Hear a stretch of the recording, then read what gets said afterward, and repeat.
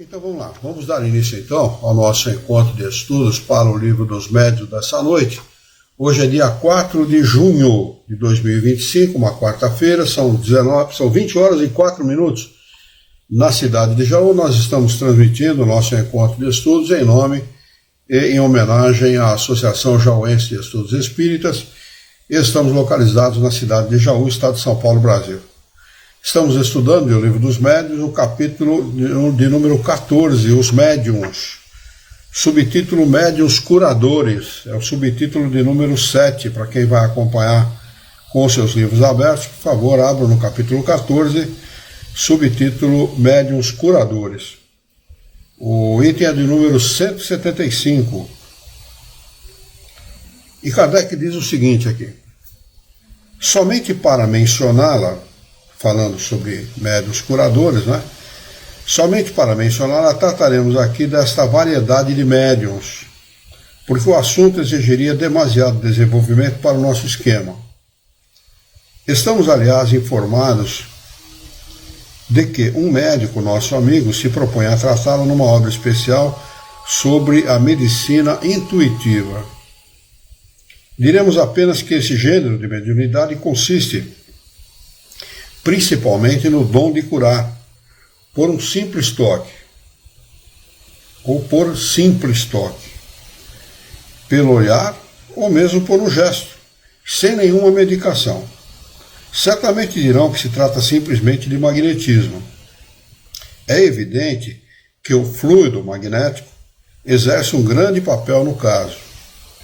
A transferência de fluido vital, fluido magnético e fluido vital é a mesma coisa. Mas, quando se examina o fenômeno com o devido cuidado, facilmente se reconhece a presença de mais alguma coisa. A magnetização comum é uma verdadeira forma de tratamento com a devida sequência regular e metódica. Então, muitas vezes não é só uma aplicação de magnetismo ou de fluido vital. É preciso que haja uma regularidade e um método na aplicação para que ela surta efeito.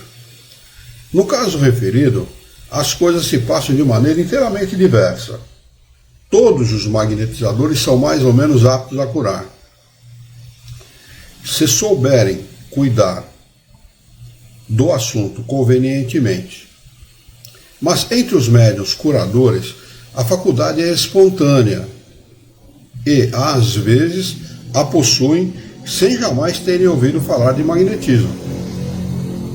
A intervenção de uma potência oculta, leia-se aqui espíritos ou dos desencarnados,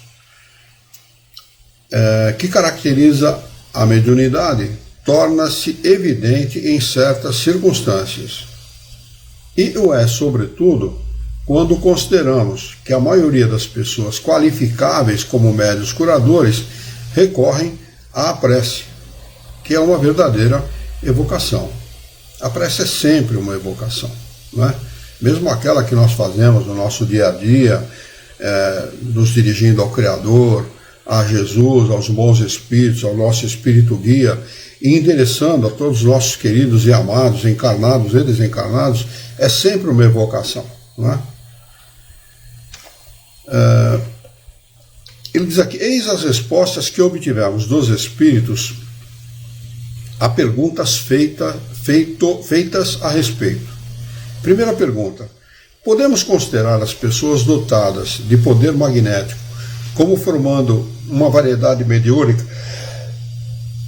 Resposta: não podes ter dúvida alguma. Então, ele pergunta aqui se aqueles que praticam, que têm o poder magnético, ou seja, que são capazes de doar fluido vital, né? Eles formam uma variedade mediúnica? Não tem dúvida nenhuma, né? São médiuns de alguma maneira, doam fluido vital, né? Praticam o magnetismo, né? Portanto, tem alguma coisa a ver com mediunidade. Kardec faz uma segunda pergunta: entretanto, o médium é um intermediário entre os espíritos e os homens.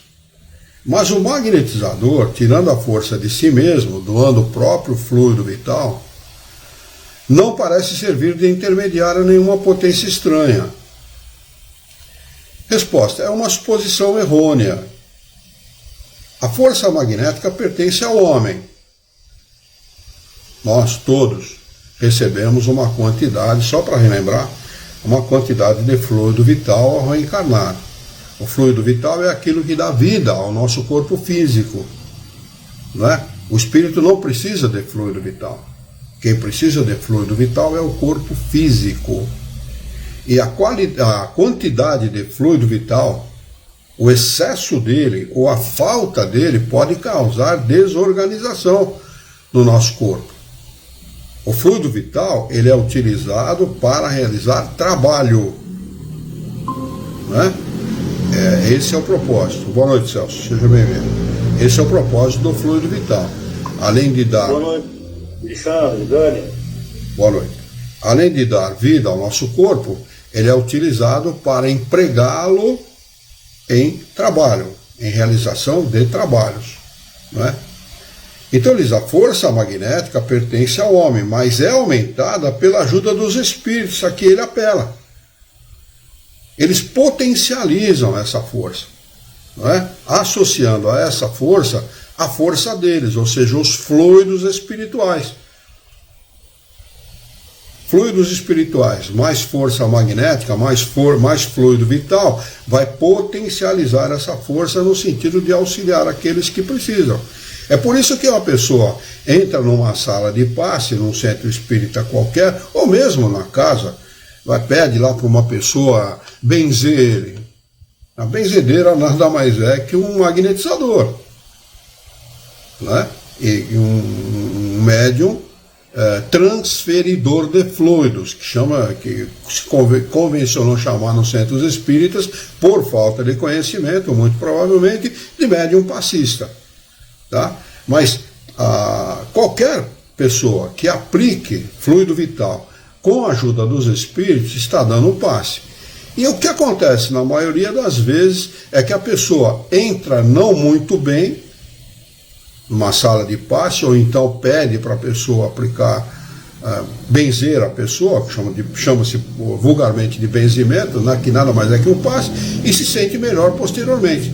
Por quê? É retirado os fluidos malsãos, que todos nós carregamos ao longo do nosso dia, pelas nossas tarefas, pela relação que nós temos com os outros seres humanos, pelos ambientes que nós frequentamos, pelas palavras que proferimos, né? Nós acumulamos fluido malsão, fluidos que realmente trazem doença para nós.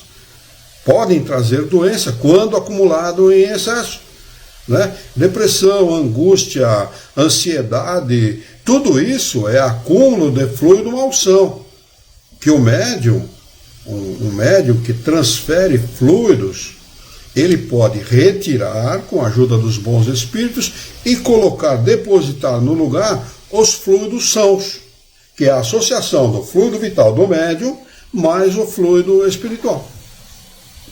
Isso é o passe, não é outra coisa. Tá? A água fluidificada. Tem gente que critica esse nome, dizendo a água já é fluida, porque ela é líquida. Mas não tem nada a ver o líquido da água com a fluidificação dela. A fluidificação da água é a adição de fluidos espirituais pelo médium e pelos espíritos àquela água. A garrafa pode estar tampada, lacrada, colocada dentro de um cofre, não importa. Eles magnetizam aquela água, eles fluidificam aquela água com aquilo que é necessário para o tratamento da pessoa que vai em busca de ajuda no centro espírita ou em qualquer outro lugar. Bem, é por isso que nós podemos e devemos usar deste recurso nas nossas casas. Quando se sente mal, quando está com algum problema, prece e água fluidificada são recursos espíritas, legitimamente espíritas, explicáveis através dos estudos de Kardec, e que nós devemos nos utilizar. Coloca-se lá uma garrafa de água, faz-se uma prece, pede-se invoca-se a presença dos bons espíritos, pede-se a fluidificação dessa água e se toma dessa água ao longo do dia. Né? E a pessoa vai ser auxiliada. Tá? Isso não depende da fé da pessoa, depende de conhecimento. A pessoa tendo conhecimento, automaticamente ela sabe o que está acontecendo. Ninguém pega um comprimidinho e faz prece para o comprimidinho, faz? Pega o comprimidinho na mão, você fala, meu comprimidinho querido, eu te amo, e toma o comprimido, porque você tem fé no comprimido, você acredita no comprimido? Não, você acredita no conteúdo do comprimido. Você sabe que o comprimido é uma química e que esta química vai lhe ajudar. Assim é a água fluidificada, a mesma coisa, não tem diferença nenhuma. Você ia falar alguma coisa, Alexandre? Me lembrei do Masaru Emoto. Você falando aí, me lembrei do japonês. Perfeitamente. Perfeitamente. E aquela outra que eu mandei, coloquei no grupo, e acho que mandei para você, mandei para a Dani, mandei para a Érica, aquele experimento feito com os glóbulos vermelhos de um paciente.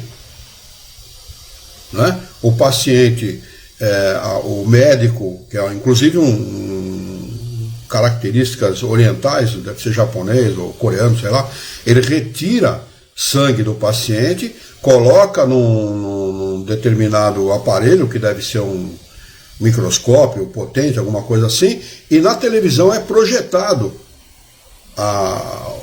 como os glóbulos vermelhos daquele paciente estão circulando, estão agindo na circulação sanguínea do paciente, antes do paciente colocar o pé no chão, que ele chama de aterramento do corpo. Né? Antes do paciente colocar o pé no chão, aqueles glóbulos eles estão em blocos, dificultando, portanto, a circulação sanguínea do paciente. À medida que o paciente, ele manda aquela senhora que está fazendo parte do experimento ir num lugar onde tem terra, tirar o chinelo, está de chinelo, o sapato, uma coisa assim, colocar o pé no chão e depois, 10 minutos depois, olha o quanto a gente perde de tempo cuidando da saúde, né? 10 minutos depois ela retorna, ele retira o sangue, faz o mesmo processo, coloca no aparelho e mostra na tela. O sangue está completamente diferente. Ele está todo solto, aqueles blocos de material estão todos soltos e circulando livremente pela circulação sanguínea daquela pessoa. É muito interessante esse experimento. É muito interessante. Depois de ela ficar 10 minutos com o pé no chão. 10 minutos com o pé no chão. E nós podemos fazer isso com maior facilidade. Não faça isso em piso frio. Mas no taco você pode fazer, na areia você pode fazer, na terra você pode fazer, pode e deve fazer. Porque os nossos sapatos atuais, antigamente não. Antigamente a maioria das solas dos sapatos eram de couro. O que ajudava muito na nossa saúde, porque o couro, ele não isola. O couro não isola, mas os sapatos atuais, os calçados atuais, são todos isolantes. São de borracha ou de material sintético que isola o chão do pé da pessoa que está utilizando o sapato. Portanto, não há o aterramento do corpo. Né? O que é uma coisa muito importante, diga-se de passagem. Então, todos aqueles que estiverem ouvindo isso, procurem essa pesquisa na internet, que vocês deverão achar, né? E constatem isso.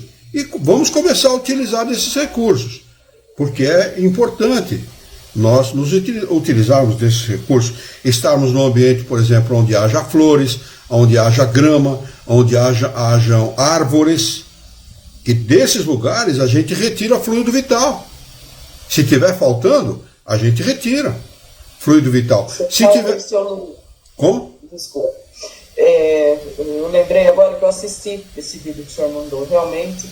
E na hora eu lembrei que eu sou uma pessoa que vive imenso. Às vezes eu encosto em alguém, dou choquinho. Ou vou encostar na TV, porta do carro, cara. Gente, é uma loucura. É isso. Eu já sinto doer a ponta do dedo. Aí eu lembro, desde mocinha, que quando acontecia isso, minha avó não sabia o porquê, né? Mas ela falava assim pra mim: vai descalço e pisa na terra. É isso.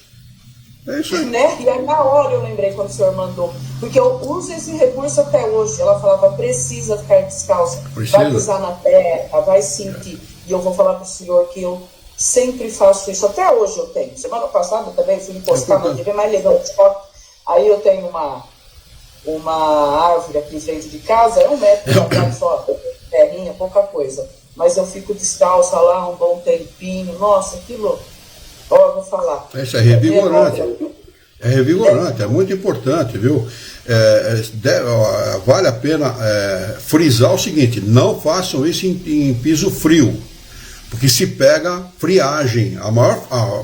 As piores friagens que se pega é pelo pé em piso frio.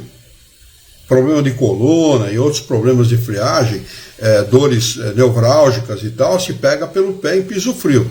Então não façam isso em piso frio, na terra, na areia, na grama, não há problema nenhum. Pelo contrário, é saudável, né? Mas a gente deve fazer. Voltando à resposta dos espíritos, ele diz o seguinte: eu vou reler do início para a gente fazer o raciocínio mais fácil. É uma suposição errônea. A força magnética pertence ao homem, mas é aumentada pela ajuda dos espíritos a que ele apela. Se magnetizas para curar, por exemplo, e evocas um bom espírito que se interessa por ti e pelo doente, ele aumenta a tua força e a tua vontade. Dirige os teus fluidos e lhes dá as qualidades necessárias. Que qualidades são essas? Aqui o fluido vital não tem. São os fluidos espirituais. Isso é o passe, né? Faz uma associação, eu chamo de amálgama, não é? Uma mistura de fluido vital mais fluido espiritual, potencializando aquilo que é doado para o paciente. E normalmente o paciente sai infinitamente melhor do que estava da sala de passe. Normalmente. É muito comum, eu vi milhares de comentários a esse respeito ao longo da minha vida dentro do centro espírita, né? É muito comum isso. E também é por isso que, ao final dos nossos estudos, normalmente, a gente se sente melhor. Por quê?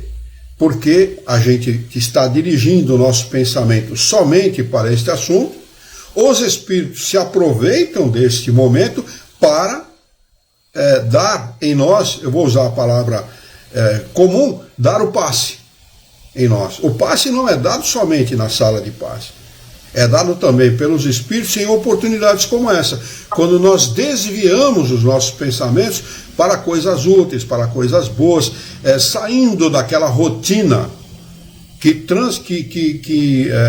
muitas vezes são prejudiciais emocionalmente, psicologicamente para nós, né? Você ia falar alguma coisa, Alexandre? Um parente do que você está dizendo, aliás, várias vezes já contei isso para você ao final dos nossos encontros e dos estudos. Para mim, é impressionante isso que o Luiz acabou de falar, é impressionante a eficácia em relação ao que ocorre ao relaxamento, ao conforto que me encontro ao final dos estudos. Sempre falo isso para você, né, Luiz? É verdade, é verdade. Isso acontece com todos nós, né? Com as bênçãos de Deus, que Deus sempre nos abençoe e abençoe a todos os que estão ao nosso redor, porque o bem, se o mal contagia, o bem contagia muito mais. Então todos aqueles que estão à nossa volta, vizinhos, amigos, conhecidos, aos quais nós temos acesso, são beneficiados por isso também. Por isso que a prece, nós devemos sempre recorrer à prece por causa disso, porque com a prece nós conseguimos ajudar dessa forma, enviando fluido vital associado a fluidos espirituais, auxiliando aqueles que estão necessitados, né? Aqui tem o rodapé de número 17 que diz o seguinte: a ação dos espíritos é que realmente dá eficácia curadora ao magnetismo humano. Preste-se atenção à dinâmica do auxílio espiritual revelada nessa esclarecedora resposta. E realmente, né, os espíritos, sempre encarnados e desencarnados, trabalham em associação mesmo. Eles se associam para a prática do bem, né? Pergunta de número 3. Há, porém, excelentes magnetizadores que não acreditam nos espíritos. Resposta dos espíritos. Preste atenção. Pensas então que os espíritos só agem sobre os que creem neles? Evidentemente. Não precisa acreditar nos espíritos. O que acontece num templo budista? O que acontece numa igreja católica, numa igreja evangélica, ou em qualquer lugar onde hajam pessoas desejosas de melhorarem, desejosas de praticarem o bem, de fazerem o bem, buscando a ajuda de Deus. Quando Jesus fala, pedi e obtereis, é justamente isso. Não é cruzar os braços e ficar esperando que as bênçãos do céu venham até nós sem os nossos esforços. É buscar. Existe uma historinha no Evangelho, num daqueles evangelhos apócrifos, que os evangelhos são 77, se não me falha a memória agora, tá? O canônico são os 4, se eu não me engano, né? Se eu não me engano, são 4. Os canônicos, adotados pela Igreja Católica, né? Mas total foram escritos mais de 70 evangelhos. Num desses evangelhos apócrifos existe uma historieta, uma história, que, como diz o italiano, se não é vera, bene trovato, se não for verdade, é bem conduzida a história, né? Que Jesus estava com os seus seguidores, com os seus apóstolos e seguidores, andando por uma estrada. E encontraram um carroceiro com a carroça atolada. E este carroceiro estava do lado da carroça, ajoelhado, rezando, com os olhos voltados a Deus, rezando, pedindo que desatolasse a carroça. Um dos seguidores de Jesus observou que Jesus passou ao largo e foi embora. Não deu bola para o cara, não. Mas lá na frente encontraram outro na mesma situação, com a carroça atolada. Só que esse empurrava a carroça e xingava. Xingava de palavrão, xingava de outra coisa e tal, empurrava a carroça. Empurrava, fazia todo o esforço possível para desatolar a carroça. Jesus falou, vamos ajudar. Então os caras... Aí foram lá, né? Tava uma turma grande, então ajudaram, tiraram, desatolaram. O cara, pô, muito obrigado e tal. Vocês não imaginam o bem que vocês me fizeram. Eu estou atarefado com tanta coisa para fazer. Essa carroça foi atolar e tal. Bom, o sujeito foi embora, agradeceu, foi embora e tal. Aí questionaram a Jesus, escuta, aquele lá atrás orava e nós não ajudamos. Esse aqui imprecava, falava palavrão, xingava. Ele falou, aquele lá, diferentemente desse, não tentava se ajudar. Esse tentava se ajudar. Quer dizer, essa é a diferença entre aqueles que esperam dos céus a caírem as bênçãos dos céus e aqueles que buscam ajuda, que pedem, como Jesus recomenda. Pedi e obtereis, bate e a porta vos será aberta. Não é? Esse que é o propósito, é esse mesmo, fazer com que nós arregacemos as mangas e trabalhemos também em prol do bem. Então, aonde houver uma pessoa tentando praticar o bem, aonde houver uma pessoa buscando, batendo na porta, buscando a Deus, ajuda divina, há bons espíritos. Os espíritos não são privilégio da doutrina espírita nem de ninguém. Nem de ninguém. Os bons espíritos estão aonde houver uma pessoa desejosa de praticar o bem. Tem uma outra historieta que é muito boa para os espíritas. Essa serve para o nosso quintal. Já contei algumas vezes e diz que um diretor, um presidente de uma casa espírita que era contra a Umbanda e tal, estava passando no Rio de Janeiro, onde era muito comum, eu não sei se ainda existe, mas na década de 60, 70, era muito comum as chamadas rodas. As rodas eram grupos de umbandistas que no meio das praças, nas calçadas e tal, faziam aquelas rodas, onde os médios ficavam no meio das rodas e chamavam as pessoas para dar passe e tal, os pretos velhos e tal. E um dia ele, por curiosidade, parou numa daquelas rodas e o preto velho que estava lá no meio chamou ele. Falou, ó, faça isso e tal, use tal erva assim, assim e tal. Pô, tá bom, ele não deu nem bola, porque não gostava de Umbanda, achava que aquilo era baixo espiritismo, como os pretensos os pretensiosos chamam, né? E foi embora. Passou mais ou menos um mês e meio mais ou menos, numa reunião de diretoria da Casa Espírita. Estavam reunidos para decidir as diretrizes da casa e tal, e no final da reunião se evocou o presidente espiritual da casa, o desencarnado presidente da casa, para que ele desse a palavra dele. Ele se manifestou através do médium, falou algumas coisas e tal, e o presidente da casa, que era esse senhor, falou: posso lhe fazer uma pergunta? Não, pois não, perfeitamente.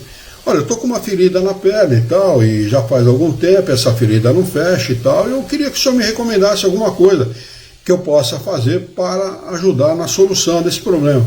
Mas eu te falei lá na roda. Eu falei para você lá na roda, eu chamei você lá na roda e falei para você. Quer dizer, moral da história. Os espíritos, os bons espíritos, os espíritos superiores, os nossos espíritos guias estão aonde as pessoas estão desejosas de fazer o bem, de conquistar o bem, de promover o bem, de falar do bem. É isso. Por isso que o espírito, muito apropriadamente, responde: pensas então que os espíritos só agem sobre os que creem neles? Os que magnetizam para o bem são auxiliados pelos espíritos bons. Todo homem que aspira ao bem o chama sem o perceber. O fato de pensar no bem, desejar o bem, desejar fazer o bem já é uma evocação para os bons espíritos. Nós agimos pelo pensamento, a palavra é só a extensão do pensamento, né?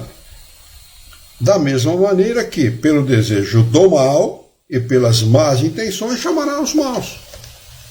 Um bom pensamento atrai bons espíritos, mau pensamento atrai um mau espírito.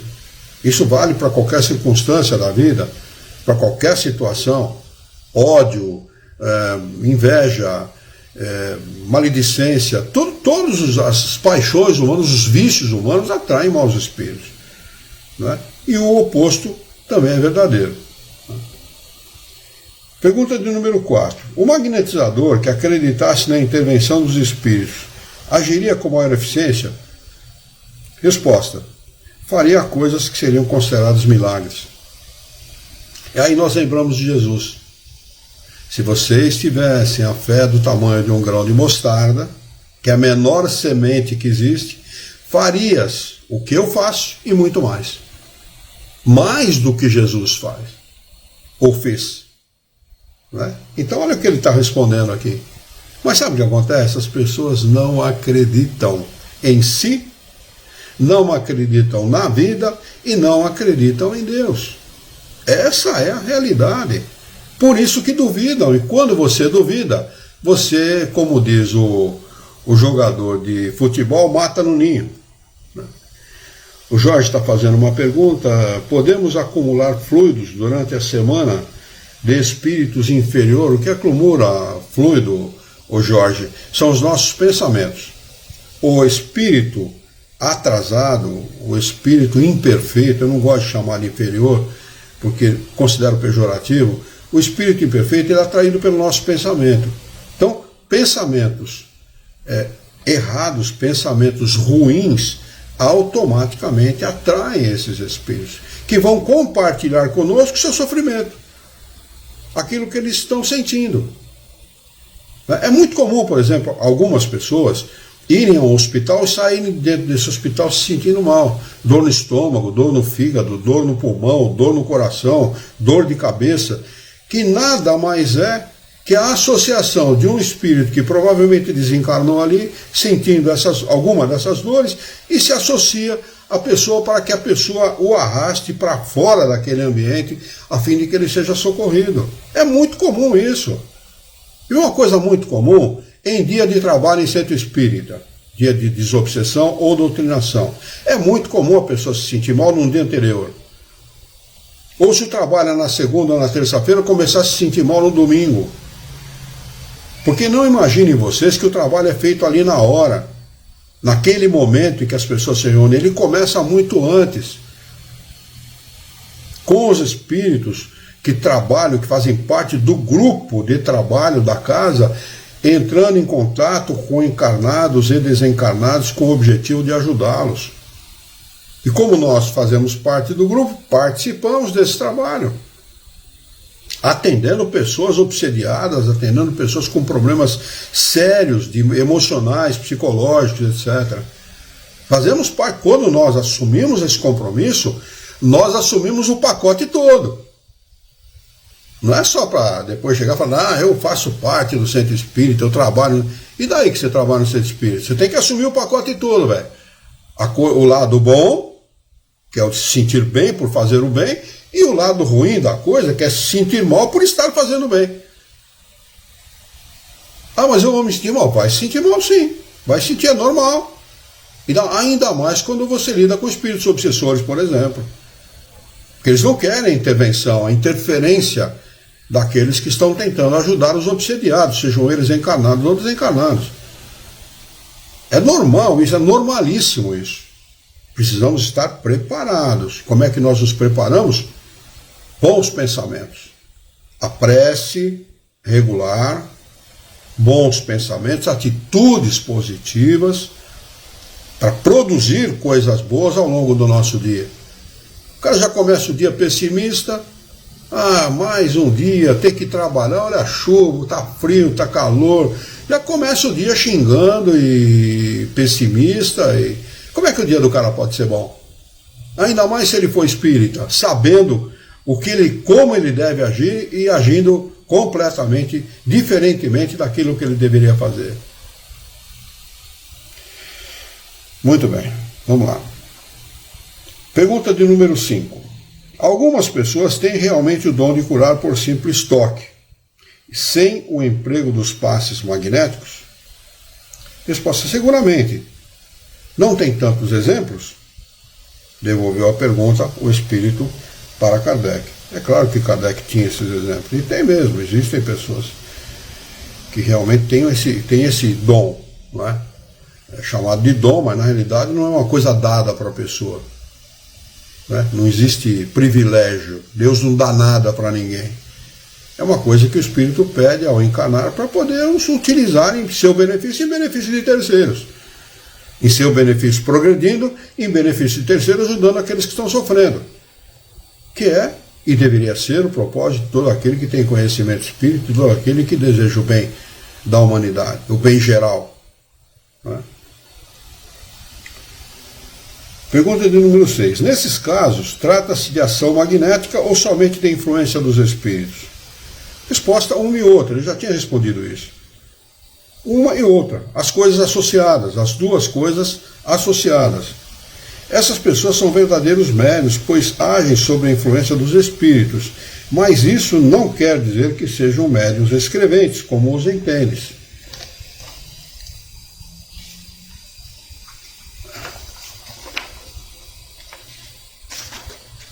Pergunta de número 7. Esse poder é transmitível?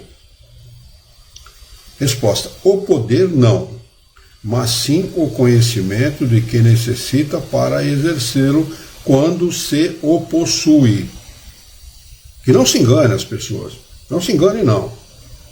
O médium, o ser encarnado pediu esse trabalho antes de encarnar, seja ele médium escrevente, médium falante, audiente, médium de cura, qualquer tipo de mediunidade. Ele pede antes de encarnar para, trabalhando com esta mediunidade, servir a Deus, ao seu próximo e a si mesmo.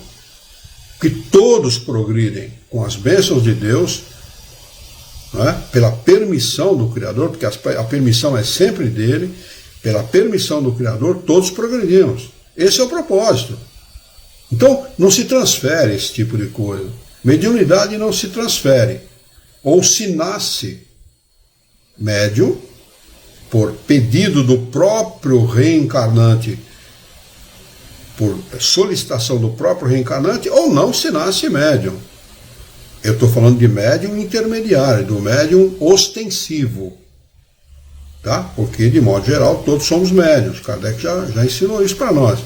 No modo geral, todos nós recebemos a influência dos espíritos. Mas o médium que serve de intermediário para os espíritos, esse é o médium ostensivo, ele pediu essa mediunidade para poder trabalhar em benefício geral, em benefício de todos, da humanidade. Há pessoas que nem suspeitariam ter esse poder se não pensasse que ele foi transmitido. Aqui tem um rodapé de número 18, do professor José Herculano Pires, que diz o seguinte: os espíritos colocaram aqui um problema comum de psicologia. Há magnetizadores e médiuns hipnotizadores e sujeitos paranormais que só acreditam em suas faculdades e a desenvolvem sob a ação de outras pessoas. Trata-se de falta de confiança em si mesmos e não de poder, do poder das outras pessoas, que muitas vezes se julgam poderosas. Ilusão muito frequente dos que se dizem capazes de desenvolver a mediunidade dos outros. Mediunidade não se desenvolve. Mediunidade, ela pode ser praticada, exercida e aprimorada pela prática. Quando não se tem mediunidade, não se desenvolve. Nunca. Pergunta de número 8. Pode-se obter curas apenas pela prece? Resposta: sim, às vezes Deus o permite. Mas talvez o bem do doente esteja em continuar sofrendo. E então se pensa que a prece não foi ouvida. Não é? Então, a gente pode dizer aqui, lembrando das atividades de Jesus e daquilo que Jesus promoveu, que Jesus nunca curou ninguém. Falando isso, choca um pouco, né? As pessoas que leem o Evangelho, que são religiosos e tal, vão ficar chocadas quando dizem: peraí, Jesus nunca curou ninguém? Não, nunca curou ninguém. Tanto que ele dizia assim para a pessoa que se sentia melhor, porque ele tinha o poder magnético de Jesus, a capacidade de transferir fluidos de Jesus, era algo para nós inimaginável. Ele tinha muita confiança em Deus e ele tinha, pelo conhecimento de Espírito perfeito que era, ele tinha a sabedoria, o conhecimento de como aplicar esse conhecimento para transferir fluidos. Mas sempre ele dizia assim para as pessoas que se sentiam bem depois da transferência de fluidos que ele provocava: vá e não peques mais, para que não te suceda pior. Então ele não tinha curado coisa nenhuma. A cura estava na própria pessoa. Porque se a pessoa continuasse insistindo no vício, na malandragem, na falta de bons pensamentos, em tudo que era errado, ele ia acontecer pior do que já estava acontecendo. Assim somos todos aqueles que trabalhamos com mediunidade, com o passe, por exemplo.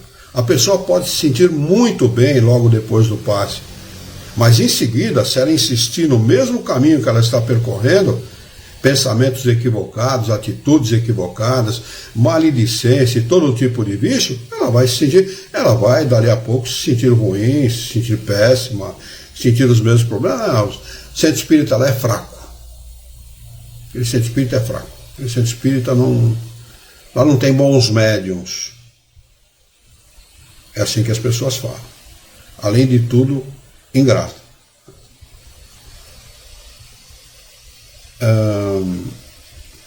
A última pergunta de número 9. Existem fórmulas de preces mais eficazes do que as outras para esse caso?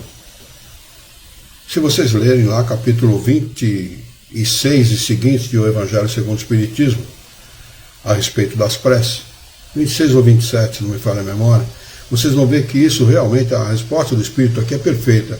É superstição isso. Não existe fórmula. Prece é o pensamento encadeado de forma lógica. Lógica. Quando fazemos uma prece, nós temos que falar, aspas, falar com Deus como se nós estivéssemos dialogando com outro encarnado. De forma lógica, encadear as ideias de forma racional. É assim que nós devemos fazer. Porque a prece nada mais é que a exteriorização, por palavras ou não, do nosso pensamento. Nós exteriorizamos o nosso pensamento pela vibração do próprio pensamento, que nada mais é, o pensamento é a criação de força eletromagnética, né?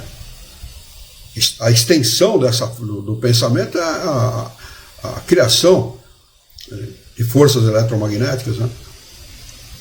Então, nós exteriorizamos o nosso pensamento e temos que exteriorizá-lo de forma lógica e racional. Então não existe fórmula mágica. A repetição de palavras não é prece.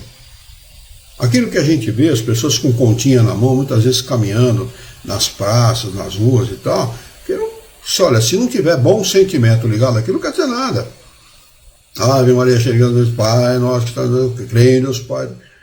Aquilo não tem valor, porque não tem lógica, não tem racionalidade. São apenas repetições de palavras que a pessoa, muitas vezes por boa vontade, faz, porque aprendeu isso na religião dela e acha que isso é bom, acha que isso vai trazer alguma coisa de boa para ela. Não vai. Porque às vezes a pessoa estava repetindo palavras e pensando lá no jogo do Corinthians à noite, tal coisa do gênero. Então, nada disso tem realmente valor. Então, pegue lá. Existe inclusive um opúsculo de Kardec chamado As Preces. Procure na internet, tem à disposição, viu? As Preces, que é tirado desse final do Evangelho segundo o Espiritismo. Capítulo 27, 26 ou 27 em diante, das preces. 27, né? Daí em diante, tá bem? Aí vocês têm os espíritos não colocam ali fórmulas de como fazer as preces. Não. Se enganam aqueles que pensam assim. Eles estão ali dando diretrizes de como devemos coordenar o nosso pensamento para atingir o fim colimado, o fim desejado. Esse é o propósito dos espíritos. Olha, quando vocês fizerem prece por desencarnado, pensem assim, olha. Está aqui, ó, o roteiro. É o roteiro, mas você pode alterar da sua maneira. Você pode alterar da forma que você desejar. Normalmente, para um desencarnado, se nós sabemos que ele está sofrendo, devemos pedir o quê? Que os bons espíritos, o seu espírito guia e as nossas humildes vibrações possam tocar as fibras mais íntimas do sentimento daquele espírito. Qual o propósito? Para que ele se lembre de Deus, volte o seu pensamento a ele e humildemente peça perdão por tudo que ele fez contra ele mesmo e contra o seu próximo. Por quê? Porque isso vai desencadear uma coisa excelente para ele, que é a aproximação, porque ele se fez humilde diante de Deus, a aproximação dos bons espíritos, do seu espírito guia, a ele, dando a ele as orientações, as instruções, os bons conselhos, para que ele possa, a partir daí, programar uma nova encarnação. Lógica total, lógica, racionalidade naquilo que nós estamos pedindo, porque é assim que acontece. É exatamente isso que acontece. Enquanto o espírito não se fizer humilde diante do Criador, ele pode sofrer lá o que ele quiser. Ele vai ficar ali sofrendo e até logo. É isso aí mesmo. Eu já, por experiência, eu digo uma coisa para vocês. Há espíritos que você faz prece por ele e ele fica bravo porque você está fazendo prece por ele. Ele não quer que você faça prece por ele. Outros que você sente que ele está angustiado, que está nervoso, que está desequilibrado. E há outros que se manifestam depois das preces, dizendo assim, senhora, muito obrigado, já mudei minha maneira de pensar. Olha o resultado da prece, gente. E de uma prece simples, como eu falei aqui para vocês. Essa fórmula foi criada com a ajuda de Kardec e dos bons espíritos por mim mesmo.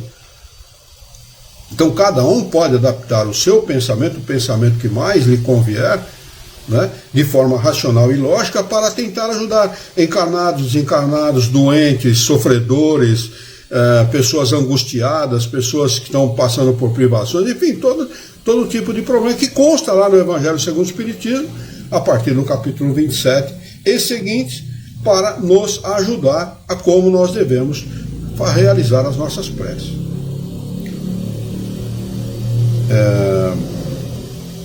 Então ele diz, só a superstição pode atribuir virtude a certas palavras. E somente os espíritos ignorantes ou mentirosos podem entreter essas ideias prescrevendo fórmulas. Ignorantes e mentirosos. Normalmente quem faz isso são os pseudo-sábios. Normalmente quem faz isso, cuidado com espíritos pseudo-sábios. Cuidado, muito cuidado. Tomem muito cuidado. O pior dos espíritos que existe. É pior que o mau espírito. E tá assim, ó, deles no meio espírita.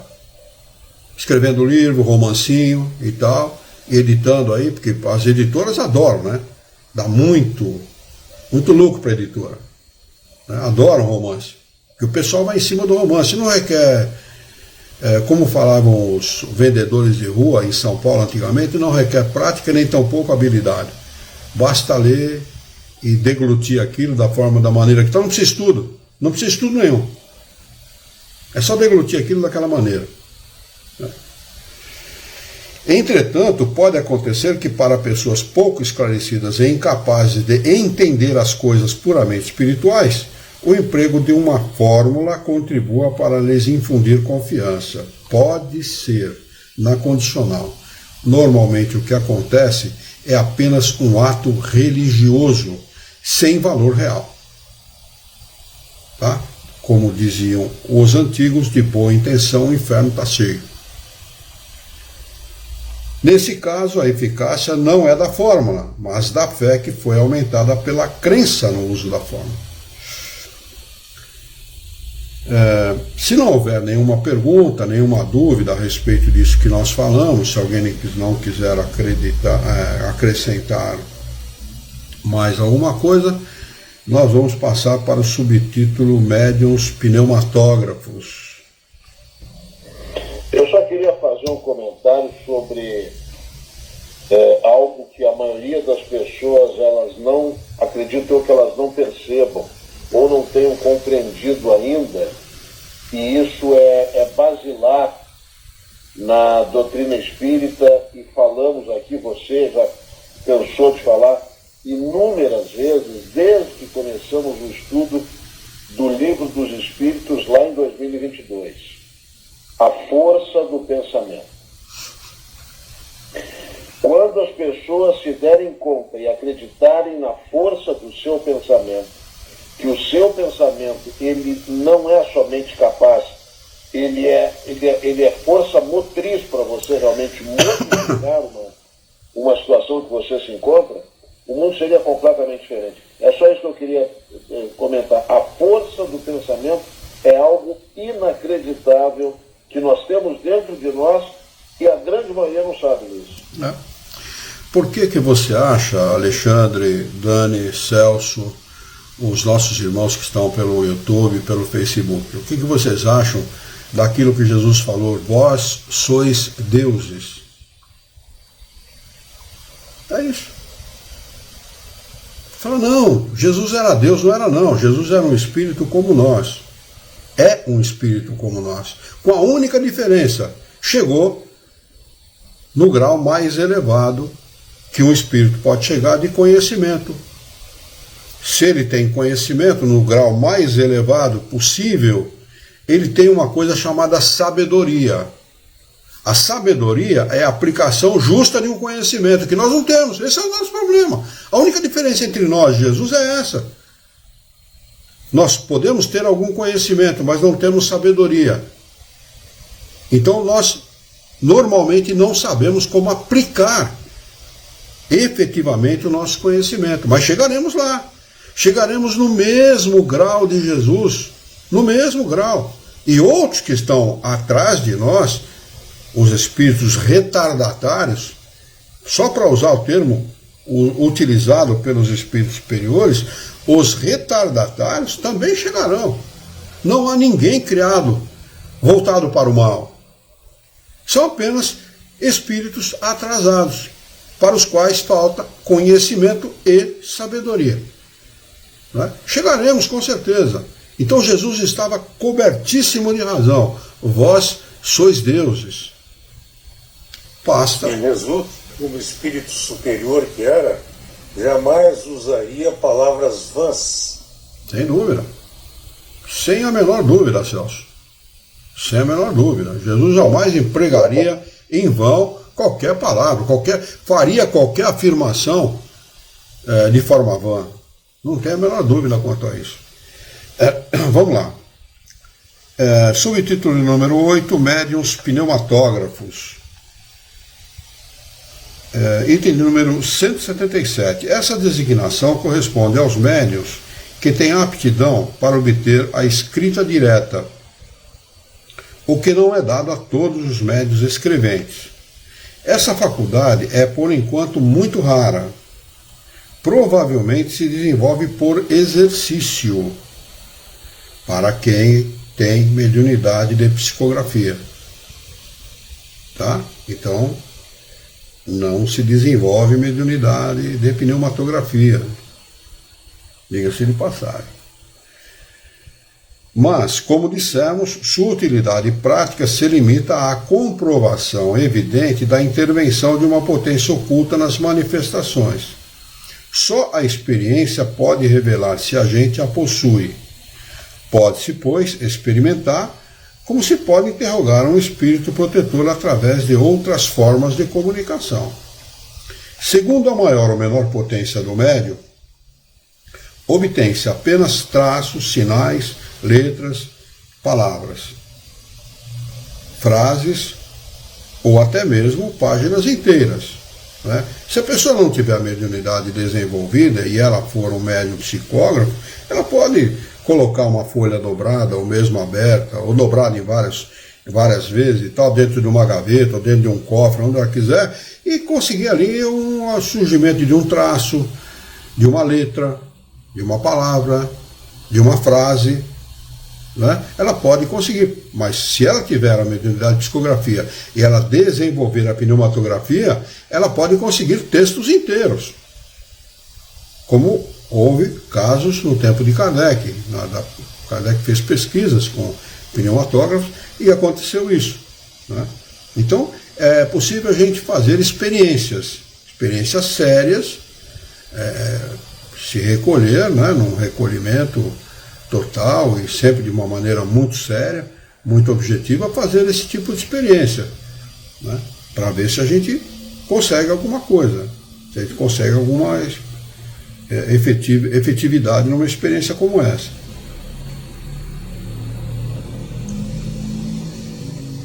Basta geralmente se colocar uma folha de papel dobrada em algum lugar, ou em um lugar designado pelo espírito, durante 10 minutos, um quarto de hora, ou um pouco mais.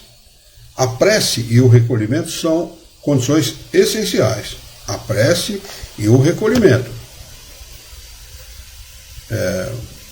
Um momento solene, não é? É um momento solene. Como no centro espírita, muitas vezes, a gente vê pessoas acabam normalmente ou antes da reunião ou depois da reunião, se dá o passe. Né?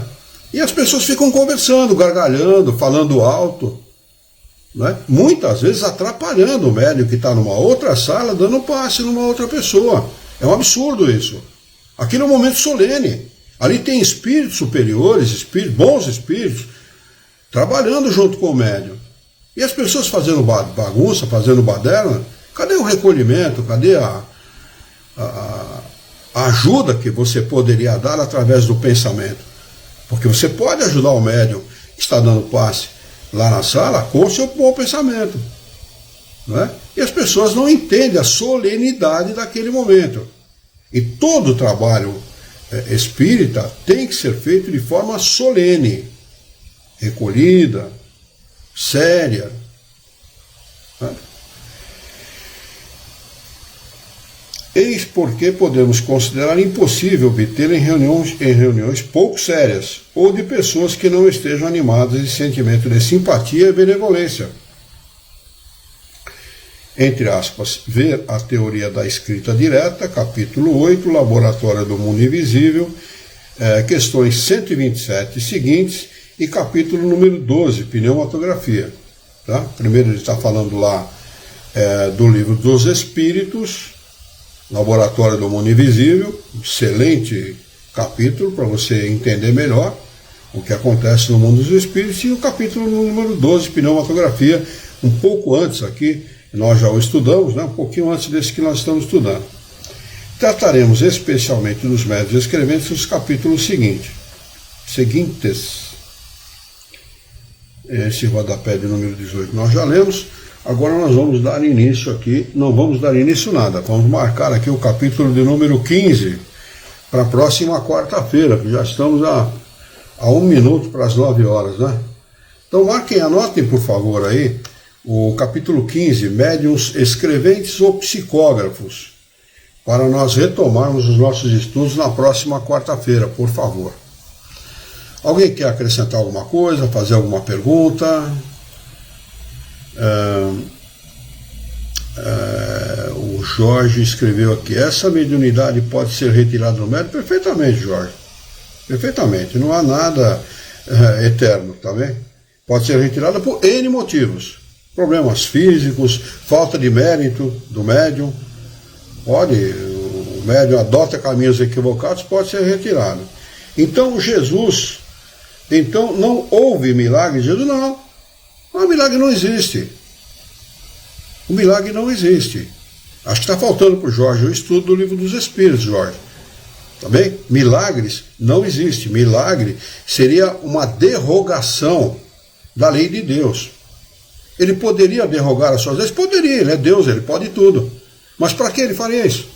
A estabilidade das suas leis é que dá confiança nelas.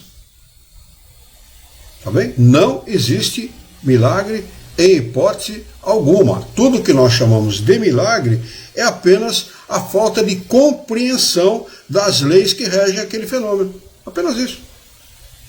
Tá bem? Jesus fez coisas que, aos olhos do vulgo daquela época, pareceram coisas impossíveis de serem realizadas por qualquer um. Mas ele mesmo disse, eu citei isso nos estudos de hoje, se vocês tiverem fé do tamanho de um grão de mostarda, fareis o que eu faço e mais. Está lá no Evangelho. Olha, se ele não falou isso, ele deveria ter falado, porque é verdade.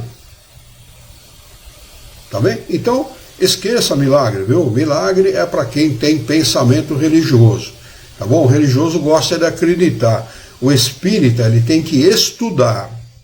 Não é para acreditar em coisa nenhuma, não. Inclusive na palavra dos espíritos. Nós temos que estudar, entender e compreender, pelo entendimento, aquilo que está sendo ensinado no nosso coração, no nosso pensamento. Tá bem? Não se aceita nada de bate-pronto, nada, absolutamente nada. Nem o que o palestrante diz, nem o que o Luiz Herrera diz, nem aquilo que está escrito nas obras espíritas. Não se aceita nada, principalmente em romance. Tá bem? Não se aceita. Não aceite, que é um conselho de amigo, não aceite. Porque é cair num embuste, é cair numa armadilha. Tá bem? E uma armadilha como essa é uma armadilha perigosa. O amigo Jorge, ele tem que entender aí duas coisas que são fundamentais, né? A razão das coisas e a lógica das coisas. No momento que ele tiver a compreensão da razão e da lógica das coisas, o porquê que as coisas acontecem ou deixam de acontecer, o porquê que existem as leis naturais, vai ficar muito mais fácil a compreensão da inexistência do milagre. É isso. É tirar esse entulho religioso da frente. Eu chamo de entulho religioso, porque não passa de outra coisa. Entulho só serve para atrapalhar. Tá bem? O Espiritismo, ele veio para esclarecer a humanidade. E para mostrar para a humanidade que o que rege a nossa vida são as leis naturais. Deus não concede nada, não dá nada, não oferece nada de graça para quem quer que seja. Ah, Deus vai me proteger. Vai proteger coisa nenhuma, velho. Jesus vai me proteger. Vai proteger coisa nenhuma.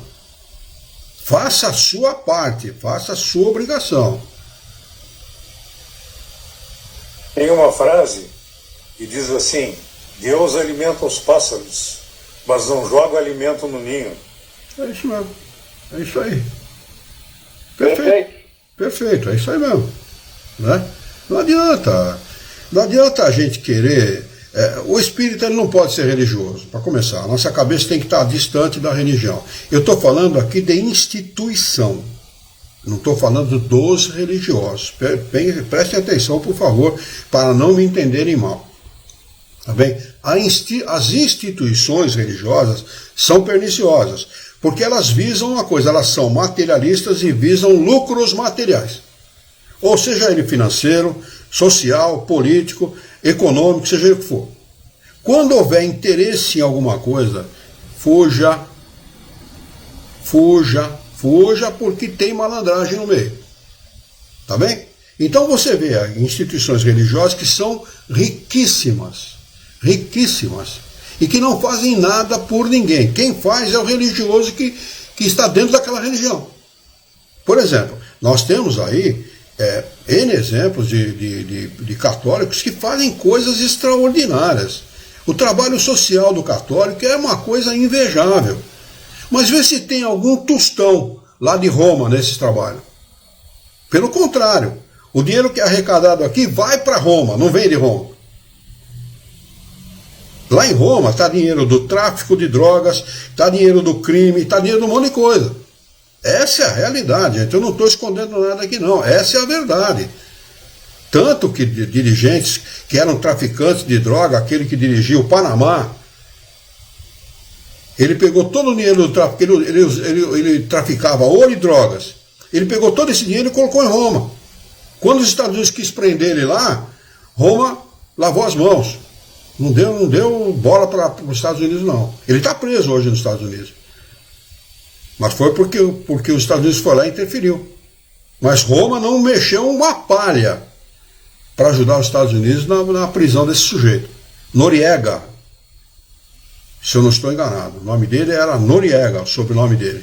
Era um traficante de droga, um malandrão, um pilantra, um bagunceiro, e não valia o que comia. Né?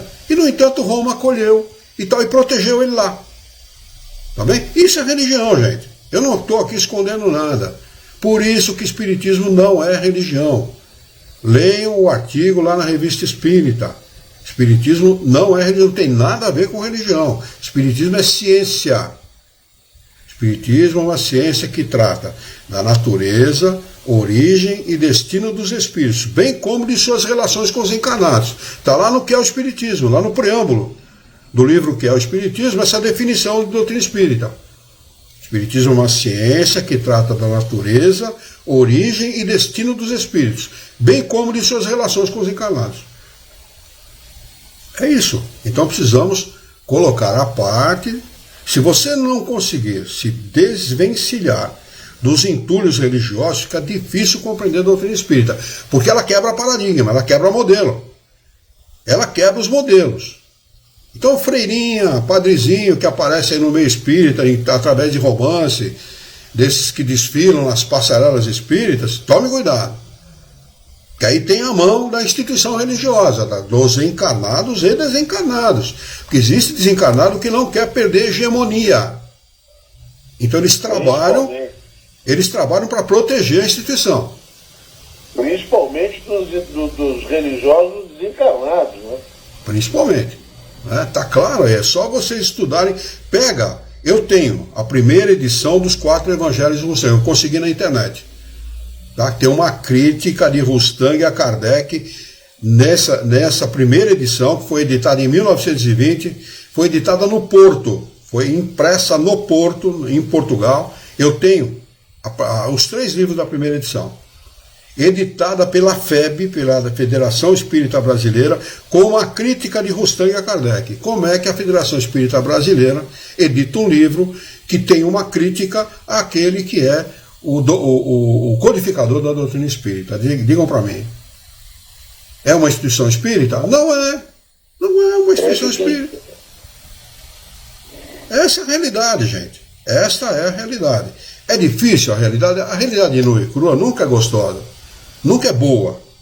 É a mesma coisa quando o cara vai no médico, e o cara fala, eu sinto muito, mas você está com câncer. Peraí, você não podia falar mais suavemente? Não, vou te enganar. Esse é o problema da religião. A religião me engana. E o pessoal me engana que eu gosto. A verdade é essa. Então nós precisamos colocar os pingos nos is. Religião é uma coisa, espiritismo é outra. Se você for espírita, estude Kardec. Estude as obras espíritas. Depois que você estudar as obras espíritas, você pode ler o que você quiser. Romance, livro de pornografia, fazer o que você quer, e você vai separar aquilo que tem de bom lá dentro daquilo que não presta. Mas primeiro conhecer Kardec. Depois você pode se dizer espírita. Senão, você é apenas um curioso. Apenas isso. Muito bem, vamos fazer a nossa prece de encerramento? Deixa eu ver se tem mais alguma pergunta aqui. Beleza, eu acho que não tem mais nada aqui. Muito bem. Vamos então, eu convido a todos os nossos queridos amigos da nossa querida doutrina espírita aqui para nos unirmos em pensamento e juntos mentalizarmos a figura excelsa e amiga daquele que é o nosso mestre, modelo e guia, Jesus de Nazaré.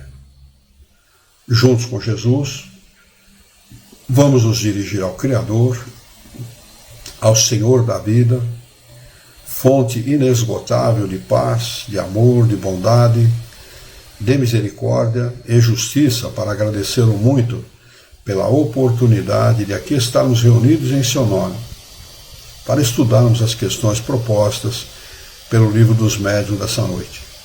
Queira a vossa bondade, o vosso amor, a vossa misericórdia, que tenhamos bom ânimo, coragem, determinação, ideias renovadas, alegria de viver e muito entusiasmo, para que nós possamos trabalhar e sermos úteis à sociedade em que vivemos. Dá-nos ainda, Senhor, a força e a coragem, para que nós possamos orientar a própria existência por um profundo e sincero respeito pelo nosso próximo. Em teu nome, em nome de Jesus, em nome dos bons espíritos, em nome do nosso diretor espiritual e de toda a sua equipe, nós declaramos encerrado o nosso encontro de estudos dessa noite, e que assim seja.